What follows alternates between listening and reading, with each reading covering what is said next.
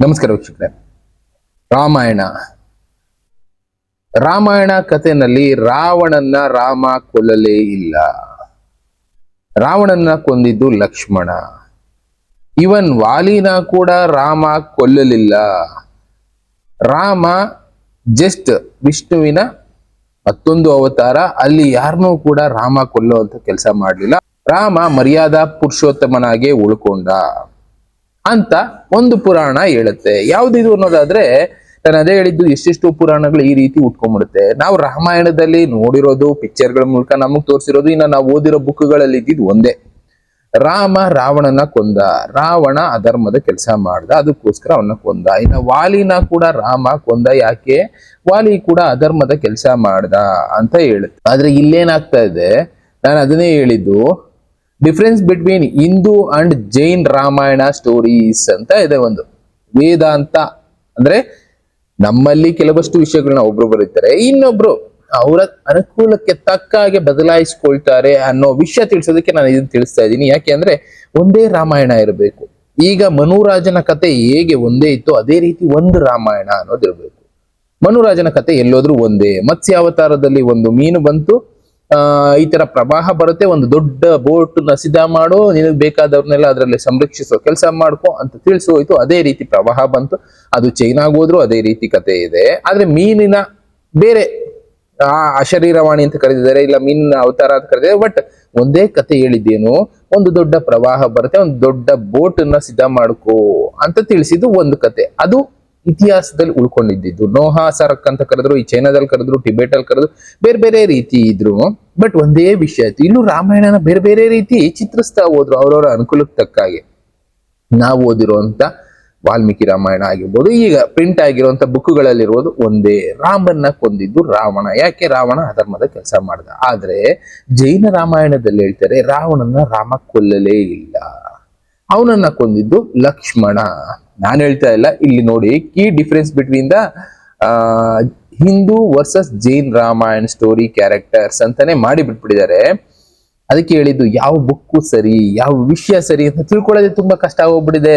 ಇದಾದ ಮೇಲೆ ಇನ್ನೊಂದು ರಾಮಾಯಣ ಸಿಕ್ತು ನನಗೆ, ದ್ರಾವಿಡ ರಾಮಾಯಣ. ಆ ದ್ರಾವಿಡ ರಾಮಾಯಣ ಓದಿದಾಗ ಅದರಲ್ಲಿ ಬೇರೆ ರೀತಿನೇ ಪೋರ್ಟ್ರೇಟ್ ಮಾಡಿದ್ದಾರೆ. ಅಂದ್ರೆ ಅಲ್ಲಿ ದ್ರಾವಿಡರನ್ನ ಕಾಯ್ತಾ ಇದ್ದ ದ್ರಾವಿಡ ರಾಜ ರಾವಣ. ತುಂಬಾ ಒಳ್ಳೆ ರಾಜ, ಮಹಾನ್ ರಾಜ. ಅಂತ ರಾಜ ಇನ್ನೊಬ್ಬ ಇರ್ಲೇ ಇಲ್ಲ ಅಂತ ಪೋರ್ಟ್ರೇಟ್ ಮಾಡ್ತಾರೆ. ಅಂದ್ರೆ ರಾವಣ ಈಸ್ ದ ಹೀರೋ.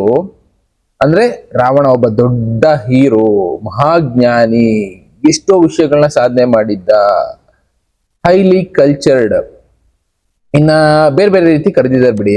ಆದ್ರೆ ಇಲ್ಲಿ ಜೈನ ರಾಮಾಯಣದ ಬಗ್ಗೆ ಬೇಸಿಕ್ ಆಗಿ ಮಾತಾಡೋದಾದ್ರೆ ಇಲ್ಲೇ ತೋರಿಸ್ಬಿಡ್ತಾರೆ ನೋಡಿ, difference between Hindu and Jain Ramayana. ಅದಕ್ಕೆ ಯಾವ್ದನ್ನ ನಂಬೇಕು ಯಾವ್ದನ್ನ ಬಿಡಬೇಕು ಅನ್ನೋದು ಗೊತ್ತಾಗದೆ ಎಷ್ಟೋ ಜನ ಒದ್ದಾಡ್ತಾ ಇದಾರೆ. ಜೈನಿಸಮ್ಗೆ ಯಾಕೆ ಹೋಗ್ತಾ ಇದಾರೆ ಅಂದ್ರೆ ಇದೇ ಕಾರಣಕ್ಕೆ ಇರಬಹುದೇನೋ. ಇಲ್ಲಿ ಮೆನ್ಷನ್ ಮಾಡ್ತಾರೆ, ರಾಮ ಹಿಂದೂ ರಾಮಾಯಣ ಲೆಫ್ಟ್ ಅಲ್ಲಿ ಮೆನ್ಷನ್ ಮಾಡ್ತಾ ಇದಾರೆ, ರೈಟ್ ಅಲ್ಲಿ ಮೆನ್ಷನ್ ಮಾಡ್ತಾ ಇದಾರೆ. ಬ್ಲೂ ಕಲರ್ ಗ್ರೀನ್ ಕಲರ್ ಕಾಣಿಸ್ತಾ ಇರ್ಬೋದು ನಿಮ್ಗೆ. ಸ್ವಲ್ಪ ದೊಡ್ಡದು ಮಾಡಿ ನೋಡೋಣ ಬೇಕಾದ್ರೆ ಅದನ್ನು. ಇಲ್ಲಿ ನೋಡ್ತಾ ಇರ್ಬೋದು, ರಾಮ ಈ ಸೀನಿನ ಅವತಾರ ವಿಷ್ಣು. ಹಿಂದೂ ರಾಮಾಯಣದಲ್ಲಿ ನಾವು ನೋಡೋದಾದ್ರೆ ಧರ್ಮನ ಉಳಿಸೋದಿಕ್ಕೆ, ಭಕ್ತಿ ಅಂದ್ರೆ ಏನು ಅಂತ ತಿಳಿಸೋದಿಕ್ಕೆ ಅಯೋಧ್ಯೆಯಲ್ಲಿ ಹುಟ್ಟಿದಂತ ರಾಮ ಬಗ್ಗೆ ಇರುವಂತ ಕಥೆಗಳು ನಾವು ಓದಿರೋದು. ಅಲ್ಲಿ ಮೆನ್ಷನ್ ಮಾಡ್ತಾರೆ, ರಾಮ ಡಿಫೀಟ್ಸ್ ರಾವಣ. ರಾಮ ರಾವಣನ ಕೊಂದ. Ravana is the main villain of the demon king. ಅಂದ್ರೆ ರಾಕ್ಷಸರ ಕುಲದ ದೊಡ್ಡ ರಾಜ ಬಂದು ರಾವಣ. ಇನ್ನ focus of dharma, devotion and divine duty. ಇಲ್ಲಿ ರಾಮ ಬಂದಿದ್ದು ಧರ್ಮನ ಪ್ರತಿಷ್ಠಾಪನೆ ಮಾಡೋದಿಕ್ಕೆ, ಭಕ್ತಿ ಮಾರ್ಗನ ತಿಳಿಸೋದಿಕ್ಕೆ, ಪ್ಲಸ್ ಡಿವೈನ್ ಡ್ಯೂಟಿ ತಿಳಿಸೋದಕ್ಕೆ ಬಂದಿದ್ದು ರಾಮ. ಅವತಾರ ಎತ್ತಿದ್ದು. Rama returns as the righteous king of Ayodhya. ಅಂದ್ರೆ ರಾಮ ಮತ್ತೆ ವಾಪಸ್ಸು ಅಯೋಧ್ಯೆಗೆ ರಾಜನಾಗಿ ಹೋದ. Epic narrative with divine intervention. ಅಂದ್ರೆ ಇಲ್ಲಿ ಏನ್ ಹೇಳ್ತಾರೆ, ಆ ಕತೆ ಬಂದು ಕಂಪ್ಲೀಟ್ ಆಗಿ ಭಕ್ತಿ ಮಾರ್ಗ, ಧರ್ಮ ಮಾರ್ಗ ತಿಳಿಸುವಂತ ಒಂದು ಕತೆ ಆಗಿತ್ತು. ಯಾವುದು? ರಾಮಾಯಣ ನಾವು ಓದಿರುವಂತದ್ದು, ಹಿಂದೂ ರಾಮಾಯಣದಲ್ಲಿರುವಂತದ್ದು. ಅದಾದ್ಮೇಲೆ ಬದಲಾವಣೆ ಜೈನ ರಾಮಾಯಣದಲ್ಲಿ ಏನ್ ಮಾಡ್ಕೊಂಡ್ರು, Rama is shown as noble human hero Baladeva. Lakshmana defeats Ravana. ಇಲ್ಲಿ ರಾಮನ್ನ ಮೆನ್ಷನ್ ಮಾಡಿಲ್ಲ, ಲಕ್ಷ್ಮಣ ರಾವಣನ ಕೊಂದ. Ravana is shown as powerful, more complex and ruler. ಅಲ್ಲಿ ರಾವಣ ಅನ್ನೋನು ತುಂಬಾ ಕ್ರೂರಿಯಾಗಿದ್ದ, ರೂಲರ್ ಆಗಿದ್ದ. ಅಂದ್ರೆ ಈಗ ಒಂದೊಂದು ದೇಶದಲ್ಲಿ ಇದ್ದಾರೆ ಕೆಲವಷ್ಟು ಲೀಡರ್ಗಳು ರೂಲರ್ಸ್ ಆಗಿ ನಾ ಹೇಳಿದ್ದೆ ನಡಿಬೇಕು ಅಂತ ಮಾಡ್ತಾರೆ. ಆ ತರ ರಾವಣ ಬದುಕ್ತಾ ಇದ್ದ. ಇಲ್ಲಿ ರಾಮ ಬಂದಿದ್ದು ಅಹಿಂಸಾ, ಕರ್ಮ ಮತ್ತೆ ರಿಯೋನೈಸೇಷನ್ ಅದನ್ನ ತಿಳಿಸೋದಕ್ ಬಂದ ಅಂತ ಜೈನಿಸಂ ರಾಮಾಯಣದಲ್ಲಿ ಇಲ್ಲಿ ರಾಮ ಬಂದಿದ್ದು ಈ ಶಾಂತಿ, ಈ ಸೌಹಾರ್ದತೆ ಪ್ಲಸ್ ತಪಸ್ವಿತನ ಅಂದ್ರೆ ಯೋಗಿಗಳ ರೀತಿ ಬದುಕೋದಿಕ್ಕೆ ತಿಳಿಸ್ಕೊಡೋದಕ್ಕೆ ರಾಮ ಬಂದ ಅಂತ ಒಂದು ಕತೆ ಹೇಳುತ್ತೆ.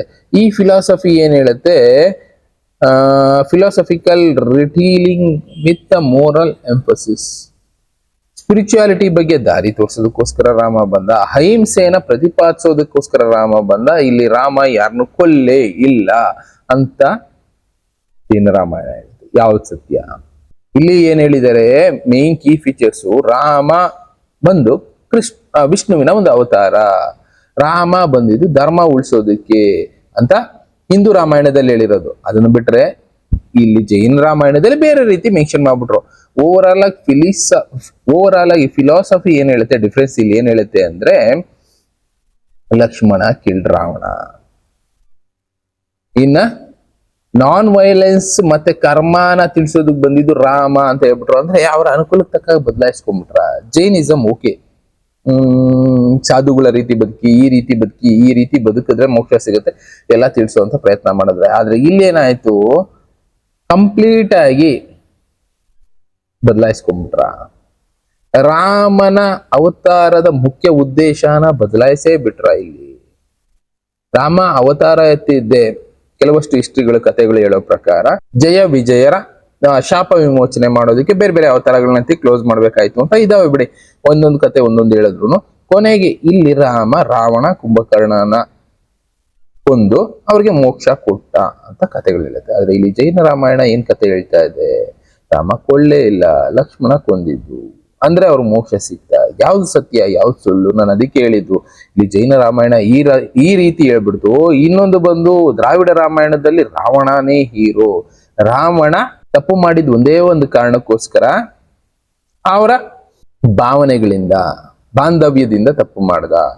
ಅಕಸ್ಮಾತ್ ಆಗಿ ತಂಗಿ ಮೂಗು ಕಟ್ ಮಾಡ್ದ ಲಕ್ಷ್ಮಣ ಅನ್ನೋ ಕೋಪದಲ್ಲಿ ಸೀತೆನ ಅಪಹರಿಸಿ ಕರ್ಕೊಂಡ್ ಬಂದು ವನದಲ್ಲಿ ಲಂಕೆಯಲ್ಲಿ ಇಟ್ಕೊಂಡ. ಹೊರ್ತು ಒಂದು ದಿನಾನು ಕೆಟ್ಟದಾಗಿ ಸೀತೆ ಜೊತೆ ವರ್ತನೆ ಮಾಡ್ಲಿಲ್ಲ. ಅಂದ್ರೆ ರಾಮ ಮಹಾಯೋಗಿ ಮಹಾಜ್ಞಾನಿ, ಅವನಿಗಿದ್ದಿದ್ದ ದ್ವೇಷ ಒಂದೇ, ಲಕ್ಷ್ಮಣ ಮಾಡಿದ್ದು ತಪ್ಪು ಅಂತ ಅವನಿಗೆ ತಿಳಿಸ್ಬೇಕಾಯ್ತು ಅನ್ನೋದು ಉದ್ದೇಶ ಅಂತ ದ್ರಾವಿಡ ರಾಮಾಯಣದಲ್ಲಿ ಹೇಳ್ತಾರೆ.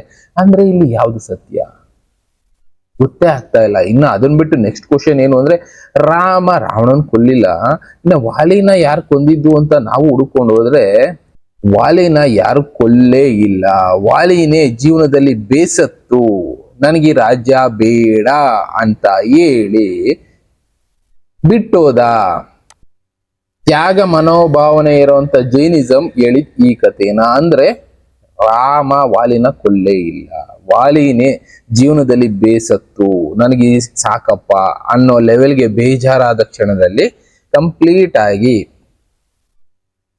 ತ್ಯಾಗ ಮಾಡ್ದ, ರಾಜ್ಯನ ತ್ಯಾಗ ಮಾಡಿ ತಮ್ಮನಿಗೋಸ್ಕರ ಬಿಟ್ಕೊಟ್ಟು ಹೊರಟೋದ, ತಪಸ್ವಿಯಾದ, ಅವನಿಗೆ ಮೋಕ್ಷ ಅನ್ನೋ ಸಿಕ್ತು ಅಂತ ಹೇಳ್ತಾರೆ. ಇಲ್ಲಿ ಯಾವ್ದು ಸತ್ಯ ಅನ್ನೋ ಪ್ರಶ್ನೆ ಹುಟ್ಬಿಡುತ್ತೆ. ನಾನು ಅದೇ ಹೇಳಿದ್ದು, ಜೈನಿಸಂ ಅವ್ರು ಒಂದು ಹೇಳಿದ್ರು, ಈ ಕಡೆ ಆರ್ಯ ರಾಮಾಯಣ ಅಂತಾನೆ ಹೇಳ್ಬೇಕೇನೋ ಅವ್ರು ಒಂದು ಹೇಳಿದ್ರು, ಈ ಕಡೆ ದ್ರಾವಿಡ ರಾಮಾಯಣದಲ್ಲಿ ಇನ್ನೊಂದು ಕತೆ ಹೇಳಿದ್ರು. ಬಟ್ ರಾಮಾಯಣದಲ್ಲಿ ರಾಮ ಬಂದಿದ್ದು, ಯುದ್ಧ ನಡೆದಿದ್ದು ಎಲ್ಲ ಸತ್ಯ. ಆದ್ರೆ ಇಲ್ಲಿ ಯಾರನ್ನ ಹೀರೋ ಮಾಡಿದ್ರು, ಯಾಕೆ ಇವ್ರನ್ನ ವೀಕ್ ಮಾಡಿದ್ರು, ರಾಮನ ಉದ್ದೇಶನೇ ಬದಲಾಯಿಸಿದ್ರು. ನಾನು ಅದೇ ಹೇಳಿದ್ದು, ಎಷ್ಟೋ ಬುಕ್ಗಳು ಹೊಸ ರೀತಿ ಪ್ರಿಂಟ್ ಆಗ್ತಾ ಇದಾವೆ. ಒಂದೊಂದನ್ನು ಓದ್ತಾ ಇದು ಸರಿನಾ ಅಂತ ಕನ್ಫ್ಯೂಷನ್ ಆಗಿ ಎಷ್ಟೋ ಜನ ಹಿಂದುತ್ವನೇ ಬಿಟ್ಟು ಬೇರೆದಕ್ಕೆ ಹೋಗೋ ಪ್ರಯತ್ನ ಮಾಡ್ತಾ ಇದ್ದಾರೆ. ಹಿಂದೂಗಳಲ್ಲಿ ಇಂಥ ಕೆಲಸ ನಡೀತಾ ಇದೆ. ಅವರವರ ಪಾತ್ರ ಹೈಪ್ ಮಾಡ್ಕೊಳ್ಳೋದಕ್ಕೋಸ್ಕರ ಕೆಲವಷ್ಟು ಮತಗಳು ಅಂತಾನೆ ಹೇಳ್ಬೇಕು, ತಮ್ಮ ಜಾತಿ ಮತನ ಆ ಪುರಾಣಗಳಲ್ಲಿ ಹೈಲೈಟ್ ಮಾಡಿ ಪ್ರಿಂಟ್ ಮಾಡಿಸ್ತಾ ಇದ್ದಾರೆ. ಇರ್ಲೇ ಇಲ್ಲ ಅನ್ಕೊಳ್ಳಿ, ಆಗ ಜಾತಿ ಮತ ಎಲ್ಲ ಒಂದೇ ಆಗಿ ಬದುಕ್ತಾ ಇದ್ರು ಆ ಕಾಲ. ಬಟ್ ಆದ್ರೆ ಕೆಲವಷ್ಟು ಜನ ಅವರ ಜಾತಿ ಮತನ ಹೈಪ್ ಮಾಡಿ ಪ್ರಿಂಟ್ ಮಾಡಿಸಿ ಜನರ ಮಧ್ಯೆ ಬಿಡ್ತಾ ಇದ್ದಾರೆ. ಇದರಿಂದ ಕನ್ಫ್ಯೂಷನ್ ಕ್ರಿಯೇಟ್ ಆಗಿ ಕೊನೆಗೆ ಜನ ಯಾವ್ದನ್ನು ನಂಬೋಲ್ಲ ಅನ್ನೋ ಪರಿಸ್ಥಿತಿ ಹೊರಟೋಗುತ್ತೆ. ಅದೇ ಸನಾತನೀಸಾಗಿ ಬದುಕುವಂತ ಪರಿಸ್ಥಿತಿ ಬರುತ್ತೆ. ಹಿಂದೂ ಧರ್ಮನೂ ಹೊರಟೋಗುತ್ತಾಗ. ಯಾಕೆ ಕಾರಣ ಇದೇ ನಾನು ಹೇಳ್ತಾ ಇರೋದು. ಇಲ್ಲಿ ಹಿಂದೂ ಧರ್ಮದಲ್ಲಿ ಒಂದ್ ಹೇಳಿದ್ರು, ದ್ರಾವಿಡ ರಾಮಾಯಣದಲ್ಲಿ ಒಂದ್ ಹೇಳಿದ್ರು, ಆರ್ಯ ರಾಮಾಯಣದಲ್ಲಿ ಒಂದ್ ಹೇಳಿದ್ರು, ಈ ಕಡೆ ಜೈನ್ ರಾಮಾಯಣದಲ್ಲಿ ಒಂದ್ ಹೇಳ್ತಾ ಇದಾರೆ. ಯಾವ್ದು ಸತ್ಯ? ಸತ್ಯ ಹುಡ್ಕೊಂಡ್ರೆ ಸತ್ಯ ಸಿಗೋದೇ ಇಲ್ಲ ಅನ್ನೋ ಪರಿಸ್ಥಿತಿ. ನಾವು ಓದಿದ್ದೇ ಸತ್ಯ ಅನ್ಕೊಂಡು ನಾವು ಕುತ್ಕೋಬೇಕಷ್ಟೆ. ಓದ್ದೇ ಇದ್ದವರು, ಗೊತ್ತಿಲ್ಲದೆ ಇದ್ದವರು ಇಲ್ವೇನೋ ಅನ್ಕೊಂಡು ಸುಮ್ಮನೆ ಇರ್ಬೇಕು. ಈಗ ಎಷ್ಟೋ ಜನ ಜೈನಿಸಮ್ಗೆ ಹೋಗಿರೋರು ಅದನ್ನೇ ಬಿಲೀವ್ ಮಾಡ್ತಾರೆ. ಹೌದು, ರಾಮ ಬಂದಿದ್ದು ಈ ಕೆಲ್ಸಕ್ಕೋಸ್ಕರ. ರಾಮಾಯಣದಲ್ಲಿ ರಾವಣನ ರಾಮ ಕೊಲ್ಲಿಲ್ಲ. ಜೈನಿಸಮ್ಗೆ ಹೋಗಿರೋರೆಲ್ಲ ಅದನ್ನೇ ಬಿಲೀವ್ ಮಾಡ್ತಾರೆ. ಯಾಕಂದ್ರೆ ಅವ್ರು ಕೊಟ್ಟಿರೋ ಪುಸ್ತಕ ಅದೇ, ಅದನ್ನೇ ಓದ್ತಾ ಇದಾರೆ, ಅದೇ ಅವರಿಗೆ ಪುರಾಣ. ಇದೇ ತರ ಎಷ್ಟೋ ಬುಕ್ಗಳು ಪ್ರಿಂಟ್ ಆಗಿರ್ಬೋದು, ನಾವು ಅದನ್ನ ಓದಿ ಅರ್ಥ ಮಾಡ್ಕೊಂಡಿರೋದು ಬೇರೆ ಇರ್ಬೋದು, ಸತ್ಯನೇ ಬೇರೆ ಇರ್ಬೋದು. ಒಟ್ನಲ್ಲಿ ಇಲ್ಲಿ ಕನ್ಫ್ಯೂಷನ್ ಅನ್ನೋದಕ್ಕಿಂತ ಜನನೇ ಕನ್ಫ್ಯೂಷನ್ ಕ್ರಿಯೇಟ್ ಮಾಡಿ ಬಿಡ್ತಾ ಇದ್ದಾರೆ, ಜನರನ್ನ ದಾರಿ ತಪ್ಪಿಸ್ತಾ ಇದ್ದಾರೆ. ಎಲ್ಗೋಗಿ ನಿಂತ್ಕೊಳ್ತೋ ಗೊತ್ತಿಲ್ಲ ಇದೆಲ್ಲ. ನಲ್ಲಿ ಇದನ್ನ ಸರಿ ಮಾಡೋ ಅಂತ ಸಮಯ ಬರಬಹುದೇನೋ, ನೋಡೋಣ. ಇಂಥ ವಿಷಯಗಳು ಎಷ್ಟೋ ಚರ್ಚೆ ಮಾಡ್ಬೇಕಾಗಿದೆ. ನನ್ನ ಕೈಲಾಗೋ ಮಟ್ಟಿಗೆ ನಿಮಗೆ ತಿಳಿಸುವಂತ ಕೆಲಸ ಮಾಡ್ತೀನಿ. ಸತ್ಯಗಳು ನೋಡ್ಕೋ ಪ್ರಯತ್ನ ಮಾಡೋಣ. ಇನ್ನ ಬೇರೆ ಬೇರೆ ವಿಷಯಗಳ ಜೊತೆ ನಾನು ಮತ್ತೆ ಸಿಗ್ತೀನಿ. ಥ್ಯಾಂಕ್ ಯು, ಗುಡ್ ಬಾಯ್. ನೀವು ಕೂಡ ಸತ್ಯನ ಹುಡುಕಿ, ಸತ್ಯನ ನಂಬಿ, ಬಟ್ ಯಾವ ಸತ್ಯ ಅಂತ ತಿಳ್ಕೊಳ್ಳೋದೇ ಕಷ್ಟ.